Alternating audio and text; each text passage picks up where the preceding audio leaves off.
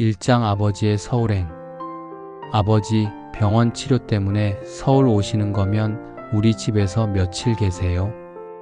아들 민수의 전화를 받고 나는 한참을 망설였다.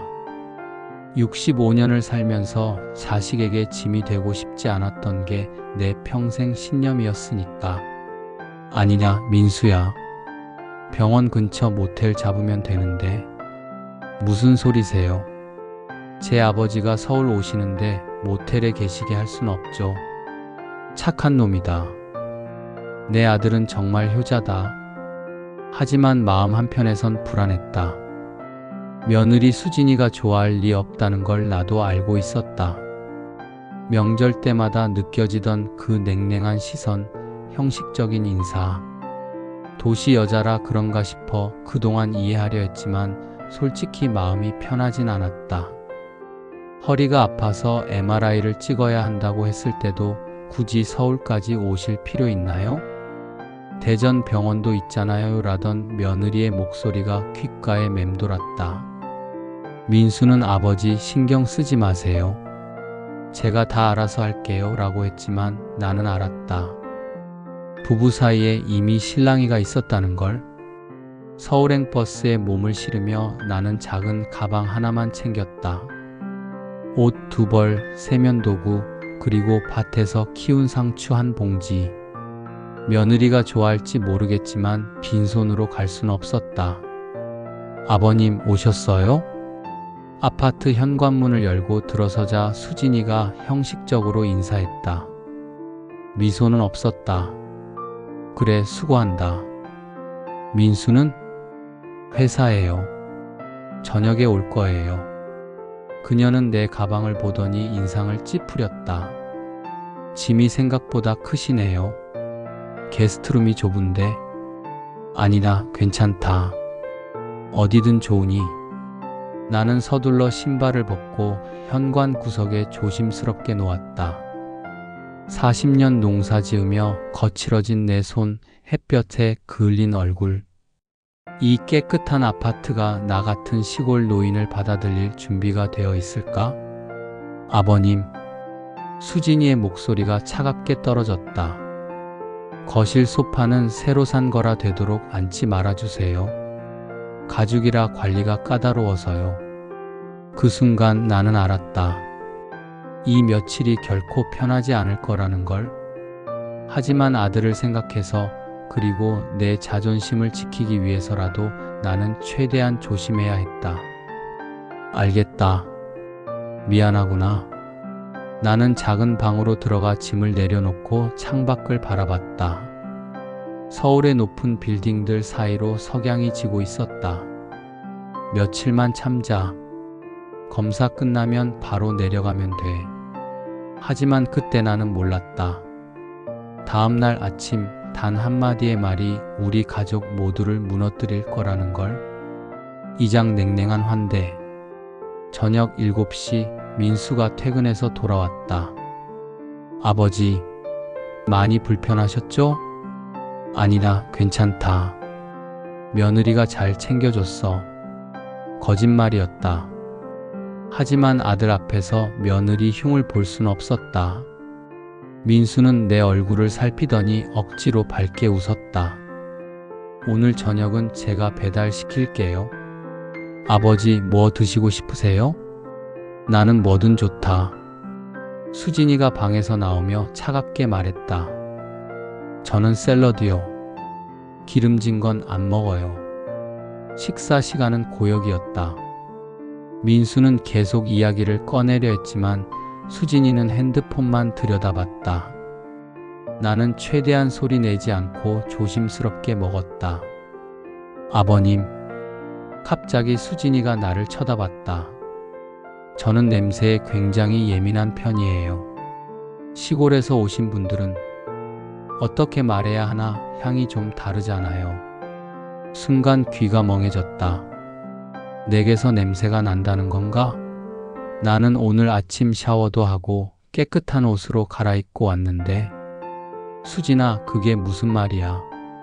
민수가 당황해서 말했지만 수진이는 아랑곳하지 않았다. 사실을 말한 것뿐이에요. 제가 예민한 거 당신도 알잖아요. 나는 얼굴이 화끈거렸다. 65년을 살면서 이런 모욕은 처음이었다. 농사꾼이라고, 시골 사람이라고, 내게서 냄새가 난다고? 아버지, 신경 쓰지 마세요. 수진이가 요즘 일이 바빠서. 아니다, 괜찮다. 나는 젓가락을 내려놓았다. 더 이상 음식이 넘어가지 않았다. 그날 밤 나는 작은 방에 누워 천장을 바라봤다. 귀에서는 계속 며느리의 목소리가 맴돌았다. 시골에서 오신 분들은 향이 다르잖아요. 내가 뭘 잘못했나? 평생 흙을 만지며 살았다고 그게 죄가 되나? 손톱 밑에 낀 흙도 깨끗이 씻고 옷도 새 것으로 입고 왔는데 옆방에서 부부가 다투는 소리가 들렸다. 당신 오늘 아버지한테 한 말 너무 심했어. 뭐가? 난 사실을 말한 것뿐이야. 내 집인데 내가 불편하면 말도 못해? 그래도 그런 식으로. 알았어. 내일 아침 되면 아버님 호텔로 모셔드려. 더 이상 못 견디겠어. 나는 이불을 머리까지 뒤집어 썼다. 눈물이 날 것 같았다. 하지만 울 수는 없었다. 나는 가장이었고 아버지였으니까. 내일 아침 일찍 내려가자. 더는 이 집에 있으면 안 되겠어. 하지만 운명은 내게 그럴 시간조차 주지 않았다. 다음날 아침 단 한 번의 실수가 모든 걸 끝장냈다. 3장 그날 아침의 사건. 새벽 5시 나는 잠을 설쳤다. 평생 농사꾼으로 살아온 몸은 일찍 일어나는 게 습관이었다. 조용히 방문을 열고 부엌으로 갔다. 아들 부부에게 폐를 끼치지 않으려면 일찍 커피라도 마시고 짐을 싸야 했다. 커피 머신 앞에서 한참을 망설였다. 이런 기계는 시골집에 없어서 어떻게 쓰는지 몰랐다. 그래도 버튼 몇 개를 눌러보니 다행히 커피가 나왔다. 이제 내려가면 되는구나. 컵을 들고 거실로 나오는데 발이 문턱에 걸렸다. 아! 순간 중심을 잃으며 커피가 바닥으로 쏟아졌다. 하얀 대리석 바닥에 갈색 얼룩이 번졌다. 손이 떨렸다. 급히 부엌으로 가서 행주를 찾았다. 뭐 하시는 거예요? 등 뒤에서 수진이의 날카로운 목소리가 들렸다. 머리를 들어보니 그녀가 잠옷 차림으로 서 있었다. 얼굴은 분노로 일그러져 있었다. 미안하다. 내가 실수를. 이래서 시골 사람은 안 된다니까요. 수진이가 소리쳤다. 목소리가 너무 커서 민수도 방에서 뛰어나왔다. 무슨 일이야? 봐요. 이탈리아산 대리석인데 커피 얼룩이 어떻게 지워져요? 수진아, 실수한 거잖아. 아버지가 일부러 그런 게 아니야. 실수? 냄새도 그렇고 손버릇도 그렇고 처음부터 오시면 안 된다고 했잖아요. 그 순간 세상이 멈춘 것 같았다. 냄새도 그렇고 손버릇도 그렇고 이 말이 내 심장을 칼로 찌르는 것 같았다. 나는 65년을 살면서 누구에게도 손가락질 받지 않고 살았다. 가난했어도 자식들 굶기지 않으려고 악착같이 일했다. 손이 거칠어지고 허리가 굽어지도록 일했다. 그런데 지금 내 아들의 아내가 나를 시골 사람이라고, 손버릇이 나쁘다고. 아버지, 민수가 내 어깨를 잡았다. 나는 그제야 내 손이 떨리고 있다는 걸 알았다. 내가 미안하다. 목소리가 떨렸다. 눈물이 날 것 같았지만 꾹 참았다. 무릎을 꿇고 바닥을 닦으려는데 민수가 나를 일으켜 세웠다. 아버지, 아닙니다. 잘못하신 게 없어요. 뭐가 잘못 없어요? 이 집이 누구 집인데? 당신 지금 무슨 말 하는 거야? 민수가 처음으로 며느리에게 소리쳤다. 나는 아들의 얼굴을 봤다.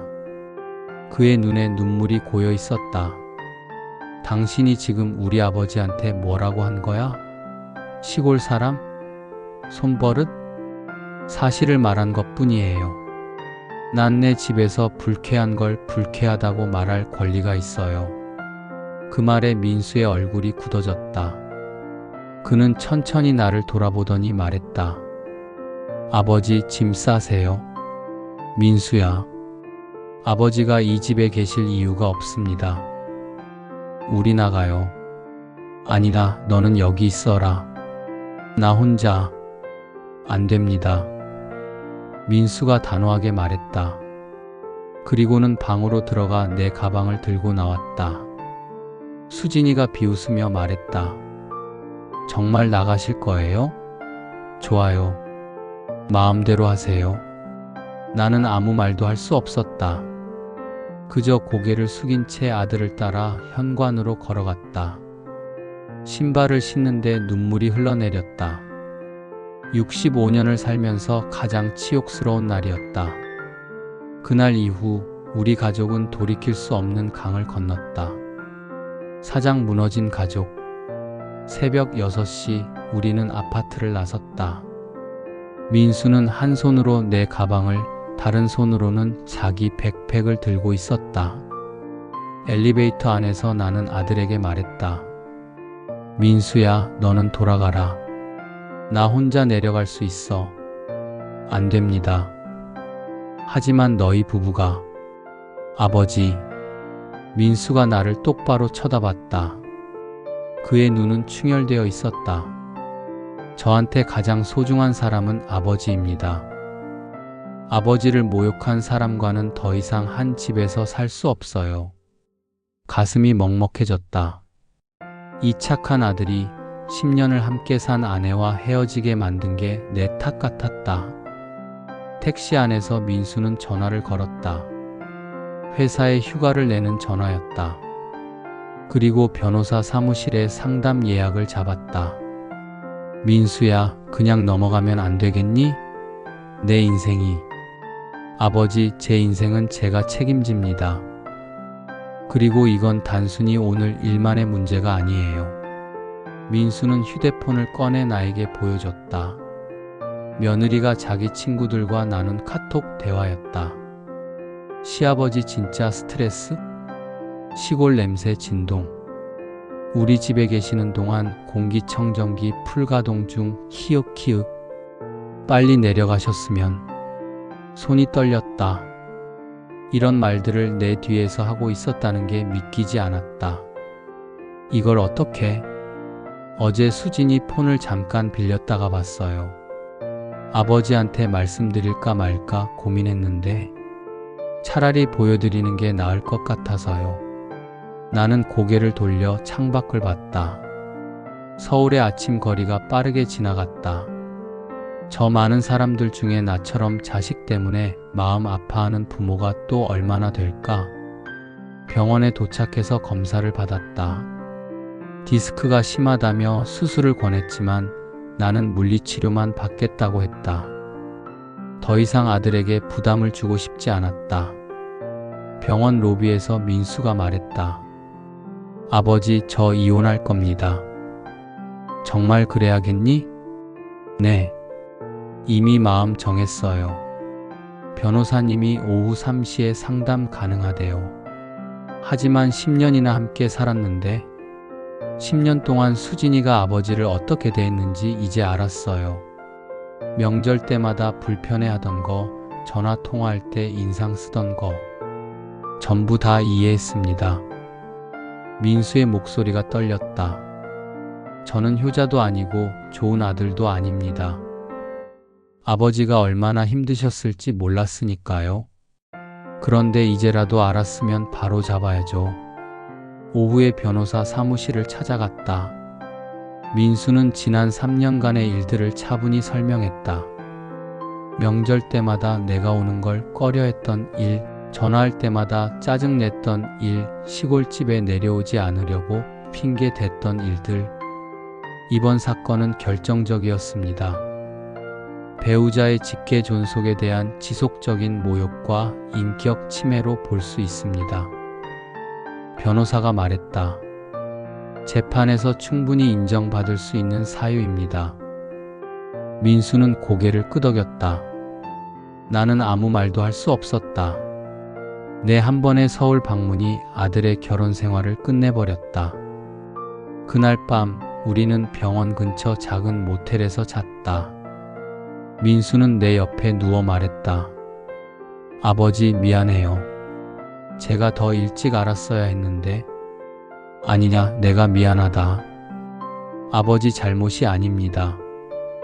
절대로. 어둠 속에서 민수의 손이 내 손을 꼭 잡았다. 거칠고 주름진 내 손을. 이 손으로 저를 키워주셨잖아요. 이 손은 자랑스러운 손이에요. 그 순간 참았던 눈물이 흘러내렸다. 65년을 살면서 아들 앞에서 처음으로 우는 날이었다. 오장 법정에서의 결말. 석 달이 흘렀다. 법원 복도에서 나는 민수 옆에 앉아 있었다. 오늘이 마지막 재판이었다. 지난 석 달간 참 많은 일이 있었다. 수진이는 처음엔 이혼 소송을 대수롭지 않게 여겼다. 금방 돌아올 거야 라며 민수에게 문자를 보냈다. 하지만 민수는 단 한 번도 흔들리지 않았다. 첫 재판 때 나도 증인으로 출석했다. 판사 앞에서 그날 아침 일을 증언하는 게 쉽지 않았다. 65년을 살면서 법정에 서본 적이 없었으니까. 증인께서는 며느리로부터 어떤 말을 들으셨습니까? 저한테 시골 사람은 안 된다고, 냄새도 그렇고 손버릇도 그렇다고. 목소리가 떨렸다. 그 순간을 다시 떠올리는 게 고통스러웠다. 판사는 고개를 끄덕이며 기록을 남겼다. 그리고 민수가 제출한 증거들을 검토했다. 카톡 대화 내역, 명절 때마다 나를 피하려 했던 정황들, 증인들의 진술. 두 번째 재판에서 수진이 측 변호사가 주장했다. 의뢰인은 단지 자기 집에서 불편함을 표현한 것뿐입니다. 이혼 사유가 될 수 없습니다. 그러자 우리 측 변호사가 반박했다. 배우자의 부모에 대한 지속적이고 의도적인 모욕은 혼인을 계속하기 어려운 중대한 사유입니다. 더군다나 피고는 사과는커녕 자신의 행동이 정당했다고 주장하고 있습니다. 수진이는 끝까지 자기가 잘못하지 않았다고 말했다. 법정에서도 조정 과정에서도 저도 스트레스 받았어요. 시부모 모시는 게 얼마나 힘든데요? 그녀의 말에 판사가 물었다. 그렇다면 피고는 원고의 부친께 사과할 의향이 있습니까? 왜 제가 사과를 해야 하죠? 제 집에서 일어난 일인데. 그 순간 법정 안이 조용해졌다. 판사의 표정이 굳어지는 게 보였다. 오늘 마지막 재판. 판사가 판결문을 읽기 시작했다. 원고와 피고는 2015년 혼인하여 10년간 부부로 살아왔으나 피고는 원고의 존속인 부친에 대해 지속적으로 모욕적 언사를 하였고, 특히 2025년 7월의 사건에서는 시골 사람은 안 된다, 냄새가 난다, 손버릇이 나쁘다는 등의 발언으로 심각한 인격 침해를 가했습니다. 판사가 계속해서 말했다. 혼인은 두 사람만의 결합이 아니라 가족과의 결합입니다. 배우자의 부모를 존중하는 것은 혼인의 기본 의무입니다. 피고는 이러한 의무를 저버렸을 뿐 아니라 재판 과정에서도 반성하지 않았습니다. 민수가 내 손을 꽉 잡았다. 따라서 본 재판부는 원고의 청구를 인용하여 이혼을 허가합니다. 쿵! 망치 소리가 울렸다. 법정을 나서는데 수진이가 우리를 가로막았다. 만족하세요? 10년을 이렇게 끝내서? 민수가 차분하게 대답했다. 10년이 아깝지 않냐고요? 물론 아깝죠. 하지만 우리 아버지의 존엄은 10년보다 소중합니다. 수진이의 얼굴이 창백해졌다. 당신 후회할 거예요. 후회하는 건 당신일 겁니다. 사람을 함부로 대한 걸? 우리는 그녀를 지나쳐 법원 밖으로 나왔다. 가을 햇살이 따뜻했다. 아버지. 민수가 돌아보며 웃었다. 이제 우리 시골집으로 가요. 제가 회사 그만두고 아버지 농사 도와드릴게요. 아니다, 너는 내일이 있잖니? 아버지가 제 일입니다. 65년 동안 가족 위에 사셨으면 이제 제가 모실 차례죠. 가슴이 뜨거워졌다. 이 아들을 키운 게 자랑스러웠다. 법원 계단을 내려가며 민수가 말했다. 아버지, 사람은 집이 아니라 마음으로 사는 거예요. 큰 아파트보다 아버지와 함께하는 시골집이 더 따뜻합니다. 그날 저녁 우리는 고속버스를 타고 시골로 내려왔다. 낡은 우리 집이 보이는 순간 나는 알았다. 진짜 가족이 뭔지, 진짜 집이 어디인지. 그리고 아들 덕분에 나는 다시 한번 사람으로서의 존엄을 되찾았다. 여러분, 이 이야기를 끝까지 들어주셔서 감사합니다. 가족이란 이름으로 누군가를 함부로 대해서는 안 됩니다. 나이가 많다고, 시골에서 왔다고, 배움이 적다고 해서 그 사람의 존엄이 낮아지는 건 절대 아닙니다. 부모님을 모시는 것은 의무가 아니라 축복입니다. 오늘 이 이야기의 민수처럼 부모님의 편에 서는 것이 진짜 효도이고 진짜 용기입니다. 혹시 여러분 중에도 비슷한 경험이 있으신가요? 혹시 지금도 누군가에게 상처받고 계신가요? 여러분은 존중받을 자격이 있습니다. 여러분의 부모님도 존중받을 자격이 있습니다. 이 영상이 조금이나마 위로가 되었다면, 그리고 공감이 되셨다면 좋아요 버튼을 눌러주세요. 여러분의 좋아요 하나하나가 더 좋은 이야기를 만드는 힘이 됩니다. 그리고 앞으로도 인생의 지혜와 감동을 담은 이야기를 계속 듣고 싶으시다면 구독 버튼과 알림 설정도 꼭 부탁드립니다. 댓글로 여러분의 생각과 경험을 나눠주세요.